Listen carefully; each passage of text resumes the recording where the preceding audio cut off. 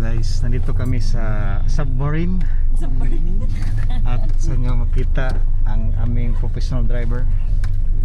Patungo kami ngayon ng Venus pala. Ayan ang aming driver, oh. Kapag gusto nyong lumibot dito sa Cebu, kindly contact Tumuyo kayo. Ma'am Rebs. Gusto ninyong lumibot, tumuyo kayo. Libutin niyo lahat ito. Kahit sa kasulok-sulokan ng Cebu. Kaya niya kayong ihatid lahat. At your service. At your Reven. service. Makita natin guys ang pinakamalaking sapa dito sa Cebu.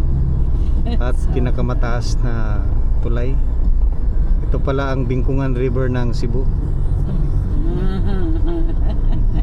At ayun, no. Sonahan ay ang flyover. Lilipad kami guys. Lilipad na kami. Kasi magpa-fly over na. Ilang minuto na lang. Ayun, no. Meron palang ano ba yung sonahan? Tulpi. May aeroplano. Napapuntang landing.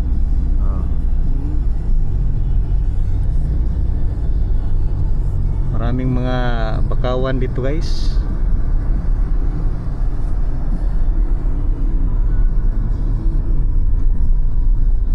RFID.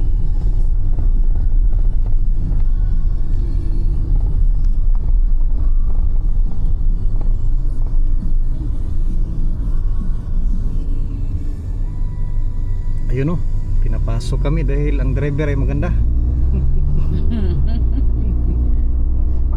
Takot sila sa driver. Ilang minuto na ay patungo na tayo sa kanilang pinakamalaking tulay.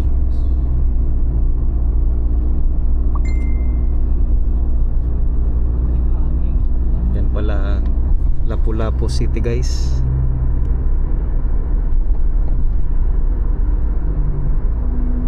Ano siya? 7 point up. Madaling yung kuwan. May maliit pa na isla doon, no?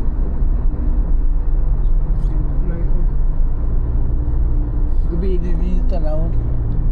Siga-siga man eh. Ito. Building.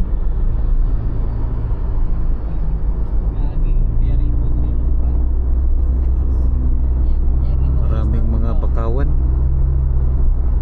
Oh, ayan. Kita natin ang Bingkungan River.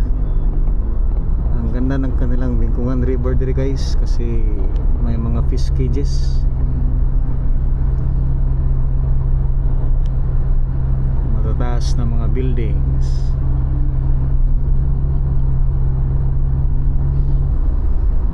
Oh, Maraming mga bakaw guys.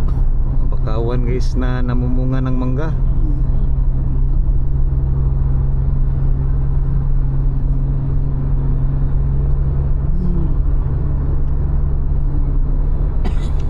Malapit na tayo.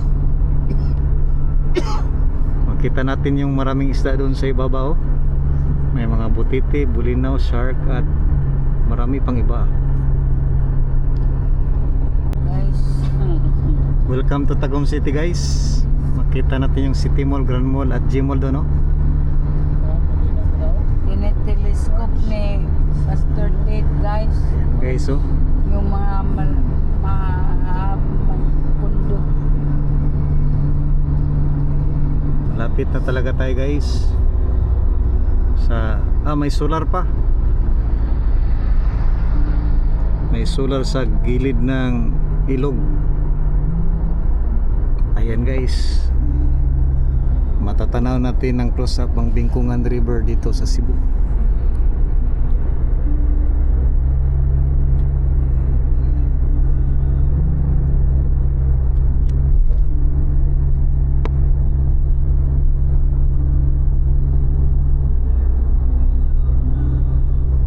Ang taas ng kanilang tulay.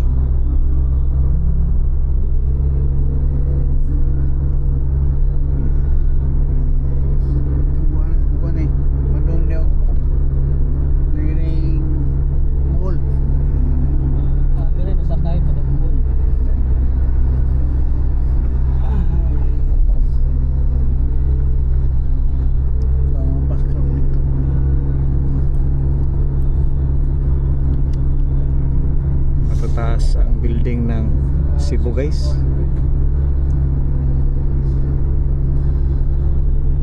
What is this mataas here guys? Sa mga taas kayo guys. May tower guys. Ito pala ang kanilang giant Christmas tree dito. Yawa ni guys. Ilang tower dito sa guys. Muli dito. Bali guys. Parang Australia guys. From Australia sab guys. Ayan guys, maraming mga barko. Kukalyong. Dami. May kukalyong ba sa Australia guys? Pagyo. Sa Philippines lang yung kukalyong. Ang gaganda ng kanilang mga building guys. May mga konkrito, may mga mirror at stainless. Nay, padulong nga mahumanay SM Arena. Sa side Arena. O, diba? Basta guys. Doon sa unahan ay makita namin yung Bakit bumubuto Seaside. ba yung tiyan mo guys? Bakit ka pumikpik giliw? Napanumot ikaw ang kuan, carbon pasil. Ya, ubos sa ubos. meron ding lalagyan ng missile doon guys. Ito Oh. pala ang South Road Properties. May lalagyan ng missile doon. Siga siguro gabiin ano. Mas guwap. Ito pala ang Ocean Park guys. Kita tagkauban na to dito. May tutubi. Loading Ay, loading. parking sa ta. Munta na to nga sa parking. Sir, May tutubi para dito sa Ocean Park guys. Oh. Akala ko isa lang ating makita. May tutubi pala. Ito pala ang kanilang package ito. 700 weekday package, 900 weekend and holiday package.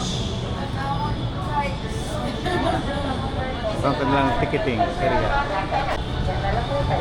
Ito ang kanilang oras sa bird show at fish feeding show. And guys, si Ma'am Raves guys, ito ang aming hindi basta-basta na driver. Contact niyo lang siya kapag kayo ay maglibot dito Cebu. Ma'am Raves, anong masabi mo dito sa Cebu? welcome kayo dito. Pag Welcome. ano, alam mo ka kuan sa traffic. Traffic. Ma-traffic pala dito guys. Traffic kayo dire. Pero okay lang kasi meron din mga maganda. Pero dagag laaganan jud dire. Kung gusto ka mag-travel dito, magandang spot, maraming magandang spot. Pwede ka Marami. marami.